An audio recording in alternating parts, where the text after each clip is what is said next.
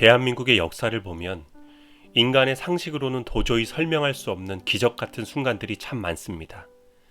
그것은 대한민국을 사랑하신 살아계신 하나님의 도우심이 아니고서는 결코 설명할 수 없는 대한민국을 향한 하나님의 가슴 벅찬 사랑의 증거들입니다. 바이블 세이에서는 이 기적의 순간들을 성도님들에게 전하며 이 나라와 나의 삶을 붙들고 계신 하나님을 기억하고 그분을 의지하는 믿음이 새롭게 되기를 원합니다. 그 첫 번째 시간, 대한민국판 노아의 방주라 불리는 흥남 철수작전 속에 감추어진 라루 선장의 위대한 결단과 그 너머에 계신 우리 민족을 향한 주님의 사랑을 지금 만나보겠습니다. 만약 당신이 수백 톤의 최첨단 무기와 폭약이 가득 찬 거대한 화물선의 선장이라면, 그리고 등 뒤에선 30만 중공군의 총칼이 들이닥치고 있다면 당신은 무엇을 싣고 탈출하시겠습니까? 군법에 회부될 리스크를 안고 무기를 버리시겠습니까? 아니면 눈앞에서 울부짖는 이름 모를 영혼들을 버리시겠습니까? 사방이 적으로 둘러싸인 지옥 같은 전장 한복판. 법적 정원은 고작 60명에 불과했던 한 척의 화물선이 있었습니다.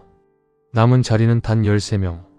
하지만 그 배의 선장은 인간의 계산기를 완전히 뛰어넘는 소름 돋는 명령을 내립니다. 지금부터 사람들을 태워라. 10,000명이 넘기 전엔 나에게 보고도 하지 마라. 세상의 그 어떤 물질과 무기보다 한 인간의 영혼과 생명이 비교할 수 없이 존귀함을 온몸으로 증명했던 사람, 그리고 그 위대한 기적을 이룬 뒤 세상의 모든 명예를 배설물처럼 버리고 47년간 침묵 속으로 걸어 들어간 레너드 라루 선장. 오늘 바이블세이에서는 주님의 십자가 사랑을 그대로 닮아 14,000명의 생명을 구하고 수도자가 된 현대판 노아의 방주, 그 위대한 신앙의 감동 실화를 지금 들려드리겠습니다. 1950년 겨울, 한반도에는 50년 만에 기록적인 한파가 몰아쳤습니다. 기온은 무려 영하 45도. 침을 뱉으면 공중에서 얼어붙고 총을 쏘기도 전에 손가락이 썩어 들어가는 지옥의 장진호 전투에서 미 제1의 병사단은 30만 중공군의 거대한 포위망에 갇히게 됩니다. 퇴로가 완전히 끊긴 절체절명의 상황. 군대에게 남은 유일한 탈출구는 오직 하나, 함경남도 흥남항뿐이었습니다. 군인 10만 명이 철수하기에도 턱없이 부족했던 흥남부두. 하지만 그곳에는 군대의 뒤를 따라온 민간인 피난민만 무려 20만 명이 몰려와 있었습니다. 적들의 포성은 16km 앞까지 좁혀왔고 등 뒤에는 칼날 같은 겨울 바다가 막아선 진퇴양난의 순간, 미 10군단 사령관 알몬드 장군은 차가운 군사적 현실론을 마주했습니다. 군수품을 포기하고 피난민을 구하다가 아군이 전멸하면 누가 책임질 것인가? 게다가 더 무서운 흉흉한 소문이 감돌았습니다. 피난민 대열 속에 북한 인민군 스파이들이 숨어 들어와 있다는 소문이었습니다. 배 한 척이 통째로 내부에서 폭침당할 수도 있는 극도의 위기 상황이었습니다. 세상의 눈으로 보면 그들을 버리고 군대만 탈출하는 것이 지극히 당연한 이성이었습니다. 그때 하나님께서는 한 청년 의사의 마음을 움직이셨습니다. 통역관 현봉학 박사는 장군의 바지춤을 붙잡고 눈물로 호소했습니다.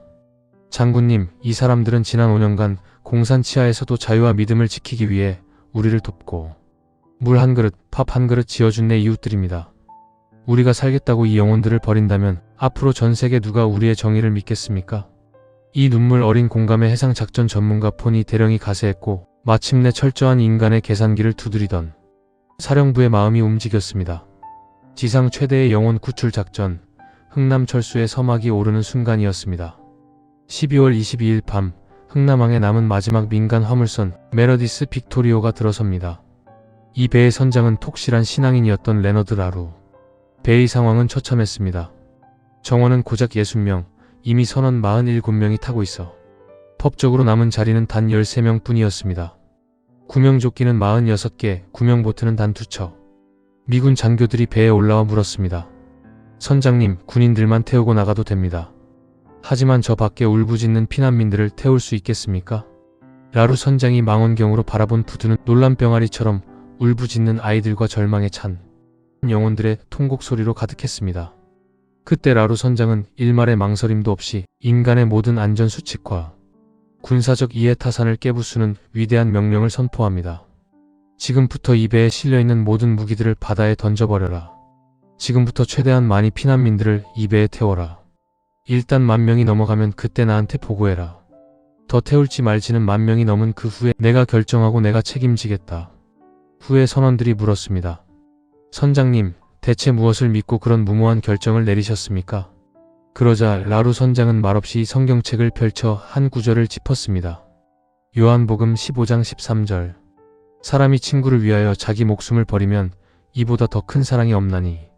주님이 우리를 위해 목숨을 버리신 것처럼 내 이웃을 위해 배 안위와 자신의 목숨을 걸겠다는 주님을 닮은 결단이었습니다. 화물선이었기에 사람을 태울 계단조차 없었습니다. 피난민들은 짐을 싣는 거대한 크레인 나무 판자에 20명씩 올라타 대롱대롱 매겨진 채 깊은 어둠의 화물칸으로 내려졌습니다. 선적 전문가 포니 대령과 선원들은 한 명이라도 더 태우기 위해 천재적인 테트리스 작전을 시작합니다. 5개의 화물칸을 철제 빔으로 쪼개 13개의 층으로 나누었습니다. 놀랍게도 그 화물칸 바닥에는 언제 터질지 모르는 최첨단 폭약과 항공유가 가득 차 있었습니다.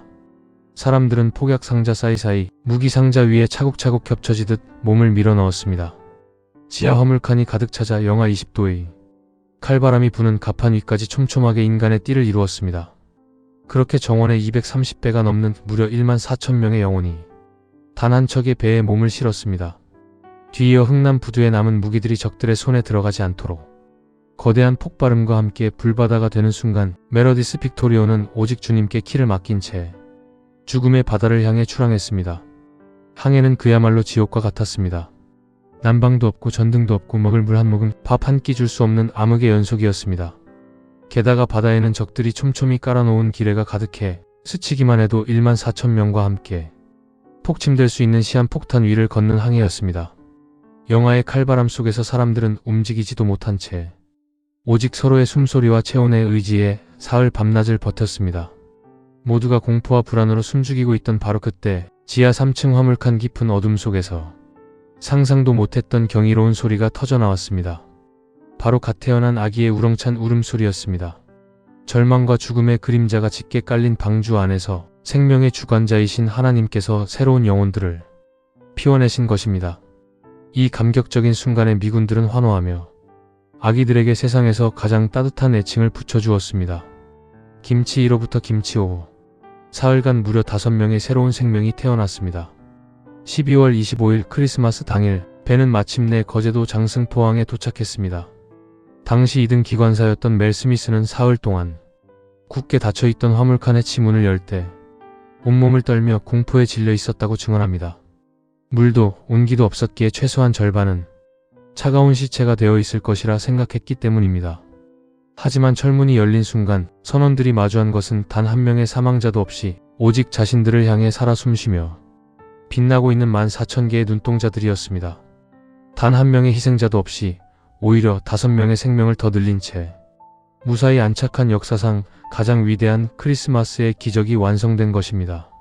이 거대한 인류사적 기적을 이뤄낸 레너드 라루 선장. 전쟁이 끝나고 세상은 그에게 훈장을 수여하며 영웅이라 찬사했습니다. 하지만 그는 주님을 닮은 결단을 내린 사람답게 세상의 명예와 보상을 배설물처럼 버리고 소리소문 없이 자취를 감추었습니다. 그가 향한 곳은 미국의 작은 뉴튼 수도원이었습니다. 그는 화려한 신부의 길 대신 평생 바닥을 쓸고 접시를 닦고 수도원의 문을 열어주는 가장 낮은 자의 보직인 문지기 평수사의 삶을 택했습니다. 그의 수도명은 마리너스 수사. 무려 47년간 자신이 영웅이라는 사실을 철저히 숨긴 채 침묵 속에 기도하던 그는 생의 마지막 순간 찾아온 이들에게 평생 가슴에 묻어두었던 영혼의 고백을 남겼습니다.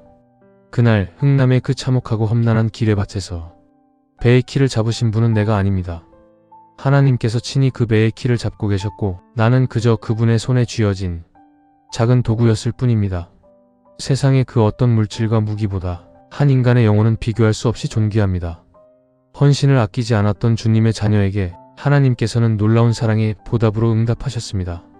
세월이 흘러 마리너스 수사가 평생을 바친 뉴튼 수도원이 재정난과 수사 부족으로 문을 닫을 위기에 처했을 때 전 세계 수도원 중 그곳을 구하겠다고 나선 곳은 다름 아닌 한국의 외관성 베네딕토 수도원이었습니다.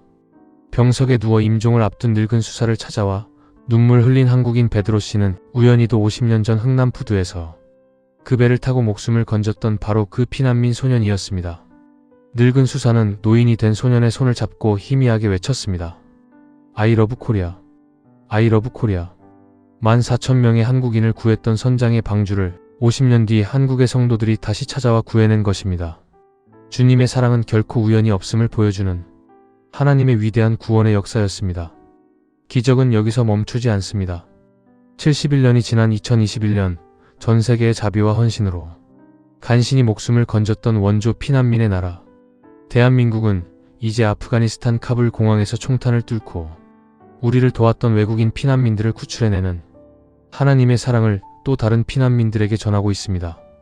그 작전의 이름은 놀랍게도 미라클 작전이었습니다. 흥남에서 내려온 실향민 노인들은 한국 수송기에서 내리는 아프간 아이들을 보며 눈물을 흘렸습니다. 내가 받았던 생명의 빚을 이제는 우리가 베풀 수 있는 나라가 되었다는 감격의 눈물이었습니다. 레너드 라루 선장, 아니 마리너스 수사가 온몸을 던져 실천했던 주님의 십자가 사랑은 수십 년이 지난 오늘날 대한민국을 통해 또 다른 기적의 열매로 전 세계에 흘러가고 있습니다. 14,000명의 목숨을 구하고 철저히 낮아졌던 그는 현재 전 세계 교회가 우러러보는 가톨릭 성인 추대 절차를 밟으며 영원히 꺼지지 않는 신앙의 등불이 되었습니다. 세상의 물질과 명예보다 내 이웃의 영혼을 더 귀하게 여겼던 라루 선장의 위대한 결단. 오늘 주님 앞에 서 있는 우리의 마음속에는 무엇이 가득 차 있습니까? 한 영혼을 천하보다 귀하게 여기며 그 영혼을 향한 헌신을 그 어떤 예배보다 기쁘게 여기시는 주님의 마음으로 살아가는 모든 성도님들 되시기를 소망합니다. 사랑하는 성도 여러분, 화물선에 몸을 실었던 14,000명의 영혼들, 그리고 그 기적의 씨앗이 자라나 70년 뒤 다른 나라의 영혼들을 구출해내는 기적의 작전의 주인공이 된 오늘의 대한민국. 이 놀라운 하나님의 인도하심을 보며 우리는 무엇을 느낄 수 있습니까? 이것이 과연 우연의 일치일까요? 아닙니다. 이것은 대한민국을 향한 하나님의 특별한 사랑입니다. 레너드 라루 선장은 평생 수도원의 문지기로 살며 이 사건을 이렇게 고백했습니다. 내가 한 것이 아닙니다. 하나님이 친히 그 배의 키를 잡으셨습니다. 오늘 인생의 거친 귀레밭 한가운데서 불안과 두려움에 떨고 계신 분이 있습니까? 내 힘과 계산으로는 도저히 이 절망의 바다를 건널 수 없다고 낙심하고 계십니까? 지금 이 시간 내 인생의 키를 주님께 온전히 내어 맡기기를 바랍니다. 그리고 그 피난민들에게 라루 선장을 보내셨던 것처럼 하나님께서 우리의 문제 가운데 찾아오셔서 우리의 구원 되시기를 축복합니다. 오늘도 살아계셔서 우리의 삶을 방주로 이끄시는 주님의 음성을 붙잡으시기를 소망합니다. 감사합니다. 바이블세이였습니다.